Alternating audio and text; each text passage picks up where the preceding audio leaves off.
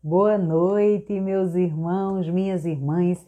Estamos mais uma quarta-feira reunidos para estudarmos juntos o Livro dos Espíritos. E agora convido a você que está conectado conosco para juntos refletirmos na mensagem inicial. Livro Vida Feliz, psicografia de Valdo Pereira Franco, autora espiritual Joana de Ângeles. A mensagem da noite é a de número 81. Jesus disse: não se turbe o teu coração, ensinando que a calma e a confiança em Deus devem ser o lema de toda criatura que deseja encontrar a felicidade. Nunca faltarão motivos para preocupações, inquietando o coração, perturbando a vida. A existência humana é uma oportunidade de valorização dos bens eternos e de iluminação íntima. Se colocas as tuas ansiedades em Deus e lhes confia a tua vida, tudo transcorre normalmente. E se algo perturbador acontece, a serenidade assume o controle da situação e age com acerto. Deste modo, não te permitas turbar o seu coração, nem a mente ante as ocorrências mal sucedidas. Convido a cada um neste momento para juntos elevarmos o nosso pensamento ao nosso Pai, ao nosso Criador, e a Ele orarmos. Senhor da vida, gratidão por mais essa oportunidade da tarefa cumprida. Gratidão pelo teu amor que envolve cada coração conectado nesta noite com esse estudo. Gratidão porque nos deste a oportunidade de recomeçar cada vez que caímos, que tombamos nas nossas próprias incúrias, nas nossas próprias imperfeições. Gratidão, meu Senhor, por esse amor infinito que nos oportuniza a cada dia a busca da própria luz. E gratidão pelo nosso modelo e guia que é Jesus, esse farol divino que nos veio apresentar o caminho para encontrarmos vós. Agradecemos a equipe espiritual que dirige este estudo, nosso patrono André Luiz, nosso mentor irmão Francisco e os benfeitores espirituais que estão à frente das tarefas de divulgação da nossa casa de amor. Que Deus possa nos ajudar na noite de hoje em mais um estudo. Que assim seja. Bem, meus irmãos, hoje nós não teremos a interação com vocês, porque por motivos pessoais tivemos que fazer, essa gravação em horário anterior, certo? Mas o conteúdo será colocado aqui, a partir de agora, para que a gente possa estudar juntos, ok? Lembrando, nós estamos na parte introdutória do Livro dos Espíritos, estudando sem pressa, estudando com a colaboração de cada irmão, cada irmã que partilha conosco desse momento. Essa parte é introdução ao estudo da doutrina espírita. Ela é dividida em vários itens, se eu não estiver enganada, são 17 itens, Eu não vou procurar aqui para a gente não perder tempo, mas nós estamos no item 7, que já só o item 7 nós já tivemos 3 quartas-feiras, não é isso? 3 quartas-feiras, nesse mês, no caso. E aí nós vamos dar continuidade na expectativa de que hoje possamos concluir a reflexão desse estudo, ok? Pois bem, vamos fazer um breve resgate do que a gente já viu, não de forma aprofundada. Quem perdeu, volta lá nos vídeos, e estuda mais uma vez. Nós estamos aqui falando, trazendo a reflexão de Kardec nesse item 7, que ela é muito, digamos assim, importante para nós espíritas, para o conhecimento da doutrina, quando emergiu, quando surgiu esta doutrina. Como se comportaram os sábios da época, os cientistas da época, para, digamos assim, entrarem de encontro, combaterem, serem, digamos assim, os que contrariaram, esta nova ideia que se apresentava. E aí Kardec coloca para a gente, cada elemento que foi, digamos, trazido por eles, cada ideia que eles apresentavam para ir de encontro a esta teoria nova da doutrina espírita.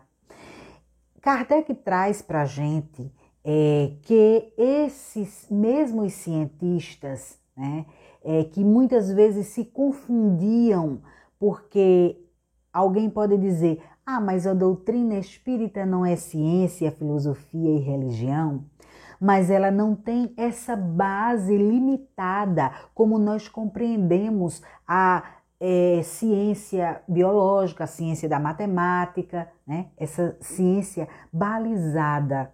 Como assim, Gilvânia? Balizada? Isso mesmo. Se a gente for observar quantas coisas na nossa história, na história da humanidade, que tinham características, ou melhor, eram caracterizadas, conceituadas naquela época, por diversos cientistas, hoje elas foram, digamos, acrescidas, implementadas, alteradas, algumas até foram extintas, abortadas, porque elas não tinham coerência com a verdade, não é assim? E aí Kardec traz para a gente, de fato, que a doutrina se assenta nessa filosofia, nessa ciência, filosofia e religião. Mas é uma ciência porque ela foi um estudo de métodos, Ela teve um método científico para poder identificar os fenômenos que ali se apresentavam. E esses cientistas, eles tinham, digamos, a limitação deles, porque se eram um cientista da área, digamos, da engenharia, a gente não poderia pedir para que ele dominasse a ciência da biologia, A gente não pode perder. Então, a gente viu mais ou menos isso, nos estudos anteriores, que a gente não pode cobrar de um determinado cientista que ele conheça todas as ciências. Não ainda, Quando a gente passa a conhecer a doutrina espírita, a gente sabe que um dia dominaremos todas as ciências. Não como o pato, que a gente colocou no estudo anterior, que o pato ele anda, ele nada e ele voa, mas ele faz tudo muito desconcertado. Então, na nossa evolução de espírito, para alçar verdadeiramente os voos, nós precisamos da asa da intelectualidade, ou seja, do domínio de todas as ciências, e da asa da moralidade. Assim, a exemplo, nós temos o nosso Cristo, Jesus. E aí a gente via que esses cientistas da época, eles entravam em confronto com o que estava se apresentando, com essa ideia nova, com essa ciência nova, E Kardec também, às vezes, além de colocar que esses cientistas, esses sábios da época se achavam, digamos assim, muito importantes, porque tinham um renome, porque eram destacados na sociedade, ele também questionou o seguinte, isso a gente viu na aula anterior, de colocar, então quer dizer que é preciso ter um diploma oficial para se ter bom senso? O que é que ele quer dizer com isso? Será que a pessoa, para se entender a doutrina espírita, compreender essa doutrina que estava se apresentando, é necessário um diploma? E aí a gente pode observar, tem diversos exemplos aí pelo mundo afora, mas a gente pode ter na nossa própria realidade brasileira, o Machado de Assis, que surge na sociedade carioca, mulato, de família que não era abastada, tampouco tinha diplomas e é um dos nomes que fundaram a Academia Brasileira de Letras. Então a gente sabe que isso independe, né? A compreensão de determinados métodos, de determinados conceitos, eles independem de títulos acadêmicos, né? E assim, como ele também coloca aqui bem direto, né? Assim, só tinha validade aquelas pessoas que passaram pela academia e que traziam esse diploma. O restante eram todos o quê? Tolos e imbecis? Kardec pergunta, né? E a gente sabe que não. Acabamos de citar o nosso ilustre, né, Machado de Assis na nossa sociedade. E aí ele dá continuidade, que é onde partimos hoje, né, digamos assim, iniciamos hoje no parágrafo que fala o seguinte: repetimos ainda que se os fatos de que nos ocupamos se houvessem restringido ao movimento mecânico dos corpos, a pesquisa da causa física desse fenômeno estaria no domínio da ciência. De fato, era ou não era? Porque o que foi que aconteceu? A gente já conhece essa história, principalmente quem é espírita, de Cois Salteado. Allan Kardec, né, que não era nada de Kardec na época, Hippolyte Léon Denis Arrivaio, um estudante, digamos, um seguidor de Henri Pestalozzi, simplesmente se torna um cientista, né? Ele era poliglota, falava acho que 5 idiomas, se eu não estiver enganada, equivocada, me perdoem aqui, né? E também um cientista, né, da sua área, porque ele era um educador, digamos assim, de um cunho moral na sociedade da época, né, destacado, né, porque ele de fato trazia elementos coerentes, né, com os estudos daquela época. E aí o que é que acontece? Quando Frontier, né, o seu amigo, convida para ele observar aqueles fenômenos, ele se recusa em primeiro momento. Posteriormente, já orientado, né, e conversado pela doce Amélie Gabrielle Baudet, sua esposa, vão conhecer esse movimento das mesas. E ele pôde perceber que as mesas de fato giravam. Existia uma força mecânica que fazia com que as mesas girassem, né? A primeira pergunta. Só que as mesas respondiam perguntas, questionamentos, né, difíceis, digamos assim. E aí a pergunta, né, a interrogação de Kardec, mas para que haja respostas inteligentes, né, tem que haver, digamos assim, um princípio inteligente que a responda. E como pode uma mesa responder se a mesa ela não tem cérebro, ela não tem nervo, ou seja, para sentir, né? Então a mesa sentia raiva nas suas respostas, sentia alegria nas suas respostas, né? Porque na época era a tipografia, né? Vocês sabem que eram, digamos assim, a forma de traduzir a mensagem daquela época, né, dos espíritos, desculpem, né? E aí a gente vai vendo que se fosse uma força mecânica, de fato, a própria física poderia responder, né, aquele fenômeno que estava acontecendo. Limitou, viu? Como balizou a questão da resposta, digamos, dos questionamentos que eram feitos às mesas. Então, não era a mesa, né, o corpo material que estava respondendo. Aí surge que por trás tinha que haver um princípio inteligente, alguém que dava essas respostas inteligentes. Só que o que é que acontece? Esses mesmos sábios, ditos sábios, cientistas da época, eles simplesmente fecham os olhos para o que estava surgindo de novo. Eles davam conceitos ao que estava, digamos assim, se apresentando, né, sem o mínimo critério de observar, como o próprio Hippolyte Léon Denis Arrivaio fez, né, de pesquisar, de se dedicar, de dar a própria vida material, né, a existência material sendo mais coerente, para que surgisse o Consolador, né, que surgisse essa doutrina. Então, o que a gente pode observar? Que com essa ideia, digamos assim, dos sábios trazerem essa ideia de que não, a minha filosofia, a minha ciência é essa e eu não vou além, não. Eu vou fechar aqui, né, a minha reflexão, meu raciocínio e ponto final. Nada mais do que isso. Então é uma ideia o quê? Preconceituosa. Porque o que é preconceito? É um conceito que se dá a algo que não conhece, que não se conhece.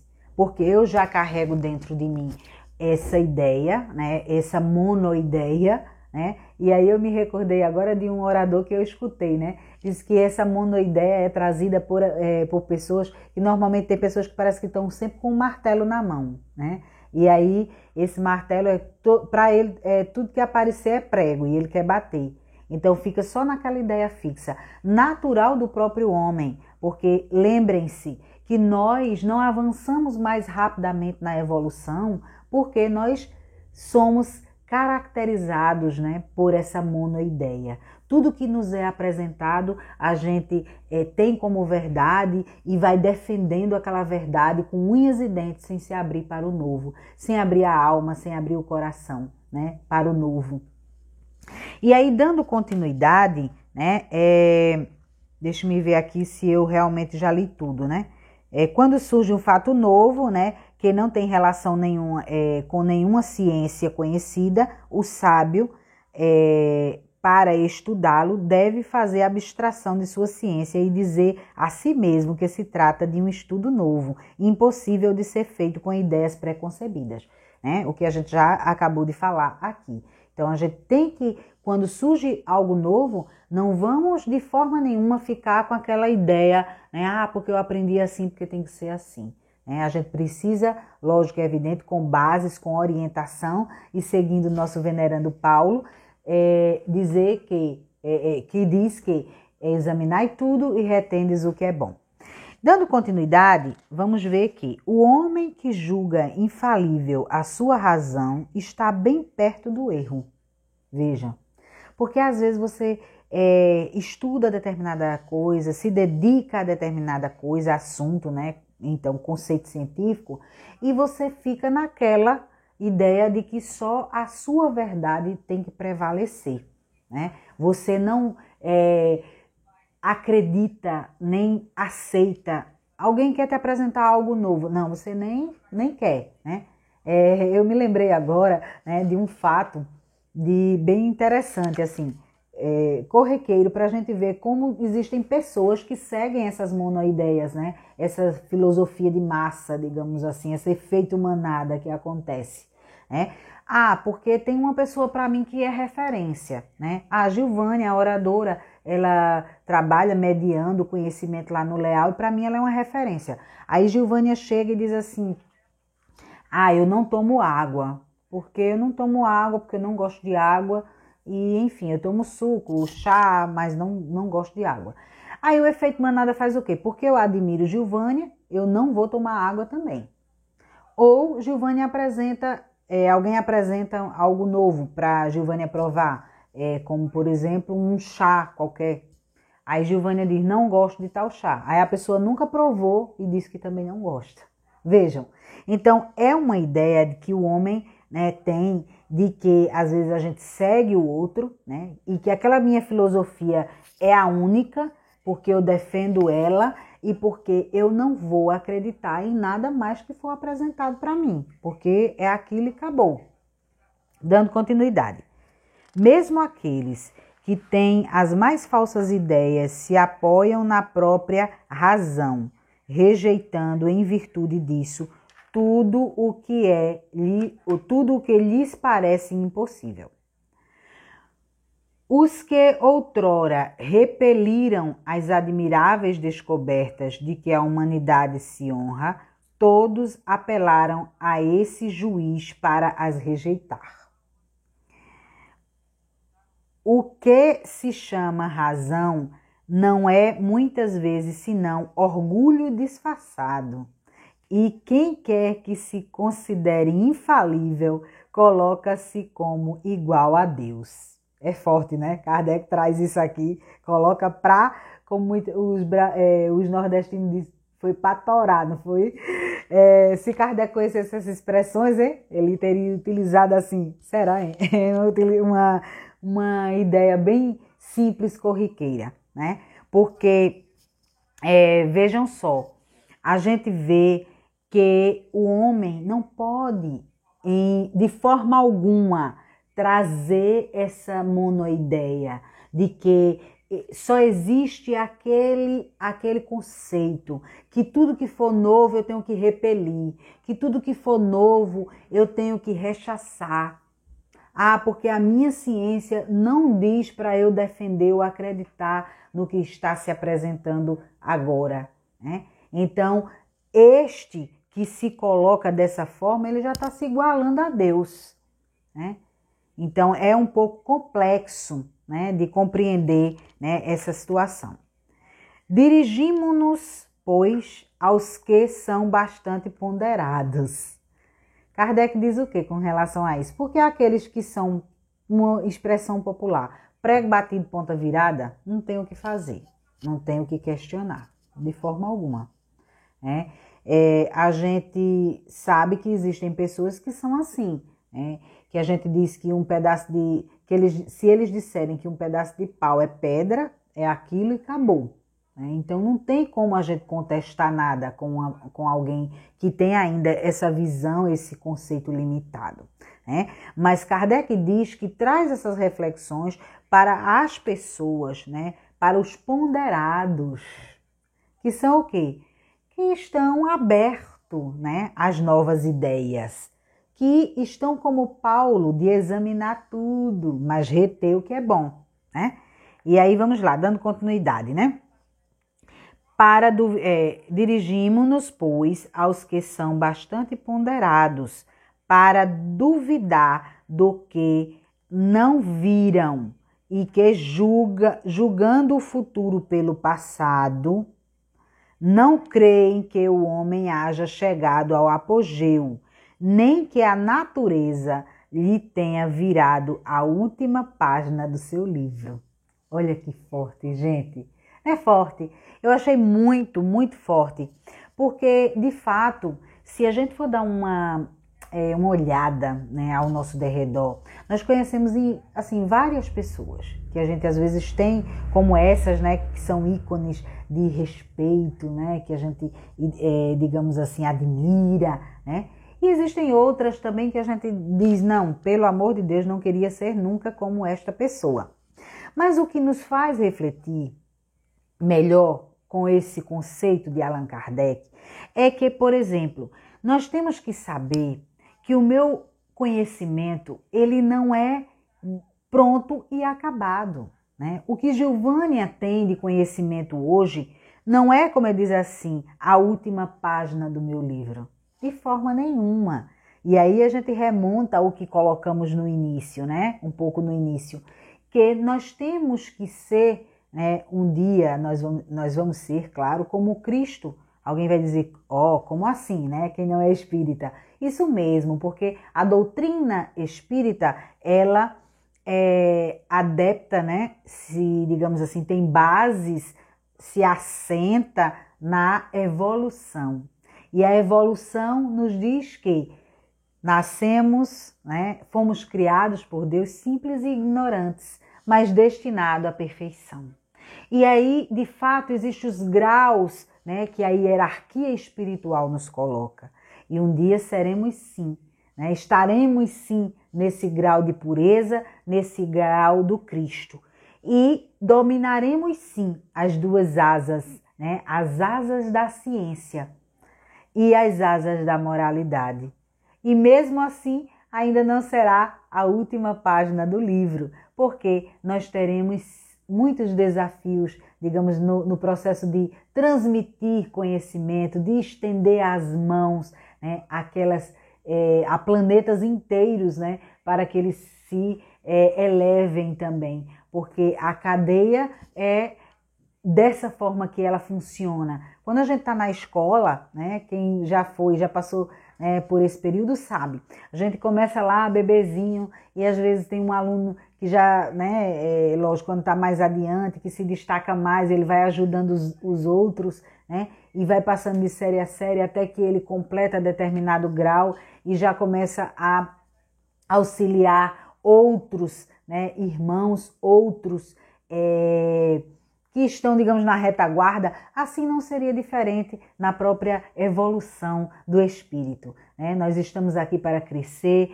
para aprender, e cada um que caminha, digamos assim, aprende mais, ele já digamos, já é colocado, né, à disposição para ser, digamos, o monitor daqueles que estão ainda na retaguarda, certo? Então, é essa ideia que Kardec trouxe no item 7 para a gente respeitar também, lógico, o ponto de vista desses opositores, né? Eles têm todo o direito, como nós temos todos os direitos do mundo, de não concordar com todas as ideias preconcebidas que nos são apresentadas, mas que nós sejamos esses ponderados, né? A examinar, a estudar, a buscar novos conhecimentos, né? A pesquisar o que se apresentou como novo, para que a gente faça, a exemplo, né, do nosso mestre de Lyon, né, Hippolyte Léon de Rivaio, que posteriormente tornou-se Allan Kardec, que examinou tudo e de fato constatou que as vozes que ali ressoavam na tipografia, digamos assim, nas pancadas da mesa, né, as mensagens que chegavam eram sim de princípios inteligentes, de mentes inteligentes, até reconhecer em seu íntimo, após essas pesquisas, que se tratavam dos espíritos, dos homens que haviam habitado a Terra e que hoje estavam no mundo extrafísico, no mundo extracorpóreo, mas que não haviam deixado de existir, porque a partir do momento que Deus nos cria, que Deus nos dá o dom de viver, que nos impulsiona, digamos assim, né, que fomos criados simples e ignorantes, mas nos dá esse impulso de crescermos, de buscarmos, né, a evolução. Nós não temos mais, não somos mais dizimados, né, não somos destruídos, mas sim os nossos corpos, como as vestes que trocamos no nosso dia a dia, que trocamos ao longo da nossa própria existência, porque às vezes estamos mais magros, mais gordos, enfim, mas que a gente compreenda como Allan Kardec, né? Estudando, buscando, pesquisando, né? Com ponderação, e o que for coerente com os nossos pensamentos, com os nossos sentimentos, que nós possamos assim, né, aderir para a nossa própria vida. Então, minha gente, hoje, né, tivemos graças a Deus, né, a finalização desse item 7. Eu gostaria que vocês já anotassem aí para a semana que vem o item 8, desculpem, semana que vem não, é de hoje a 15 dias, né, porque semana que vem é o Evangelho, tá? Então, na quarta-feira, que eu agora não estou me recordando qual a data, né, acho que dia 28 é na terça, 29... 30, enfim, depois eu vou,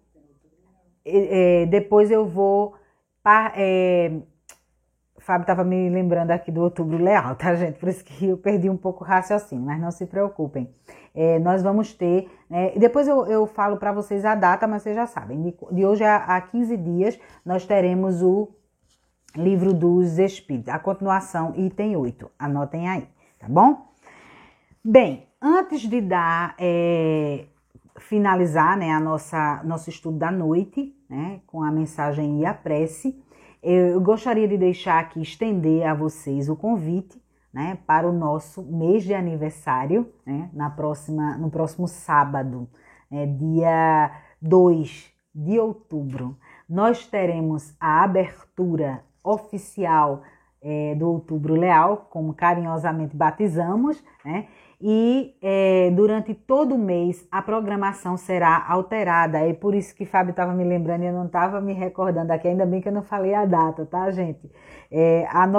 Não anotem data nenhuma, anotem aí que é o item 8, mas que nós só retomaremos agora em novembro, tá bom?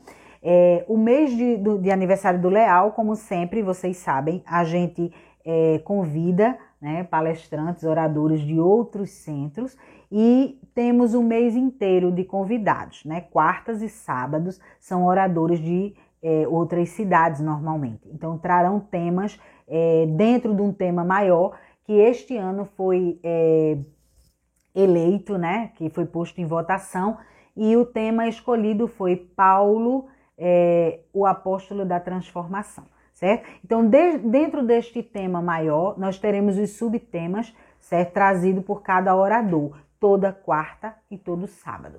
Então, não percam, não deixem de prestigiar, é um momento único, né? Não foi à toa que as pessoas votaram, que houve as intuições, né? Essa obra magnífica, psicografada por Chico Xavier, né? Completou neste ano que estamos 80 anos de existência.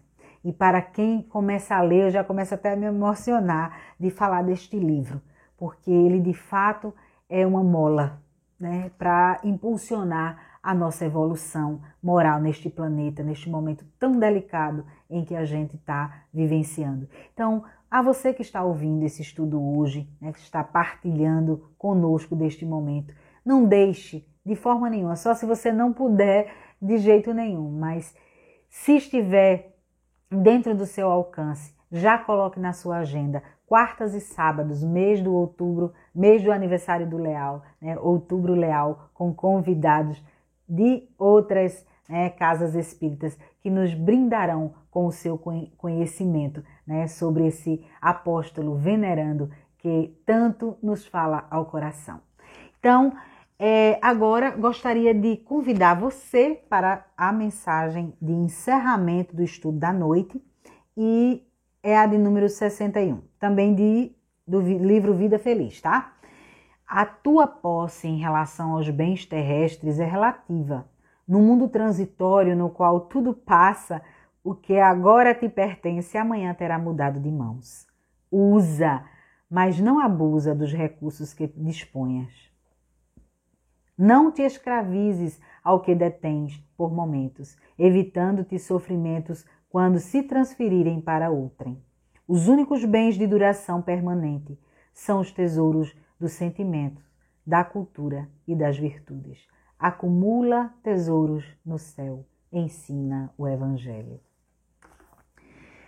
Depois de uma mensagem belíssima como essa, nos entreguemos nas mãos do nosso Criador, do nosso farol luminoso, que é Jesus, da nossa Mãe Maria, dos nossos benfeitores espirituais, né? Nosso anjo da guarda, dos trabalhadores e mentores da nossa casa de amor, que é o Leal, e rogamos a Ele que continue nos envolvendo em luz, em paz, em tranquilidade, para que consigamos ter, dentro de tantos desajustes que hoje estamos mergulhados, possamos ter um mínimo de razão, de equilíbrio, de harmonia, para tocarmos a nossa existência com muita paz, com muito equilíbrio, né, e muita sabedoria.